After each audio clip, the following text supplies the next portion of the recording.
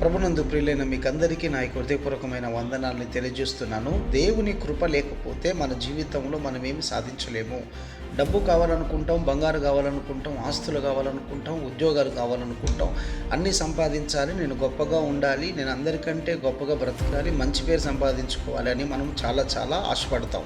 కానీ దేవుని కృప లేకపోతే ఈ లోకంలో మనము ఏమి కూడా సాధించలేము. కారణం ఏంటో తెలుసా? బైబిల్ గ్రంథంలో దేవుడు చెప్పాడు, లోకంలో మీకు అనేక శ్రమలు కలుగును అన్నాడు. అంటే దాని అర్థం ఏంటో తెలుసా? లోకములో శ్రమలు వచ్చినప్పుడు దేవుని కృప ఉంటేనే తట్టుకొని నిలబడగలుగుతావు. దేవుని కృప లేకపోతే తట్టుకొని నిలబడగలటం చాలా కష్టం. అంటే గమనించాలి, దేవుని కృప ఉన్నవాళ్ళు నిలబడగలుగుతారు, దీవించబడగలుగుతారు. అంటే ఈ మాటలు వింటున్న నువ్వు దేవుని కృప కోసం పోరాడు, దేవుని కృప కోసం అడుగు. అంతేకాని లోకంలో ఉన్న వాటి కోసం అడగటం కంటే దేవుని కృప ఉంటే నీకు అన్నీ కూడా వస్తాయి. కాబట్టి ఇప్పటి నుంచి దేవుని కృపే మనకు అవసరం.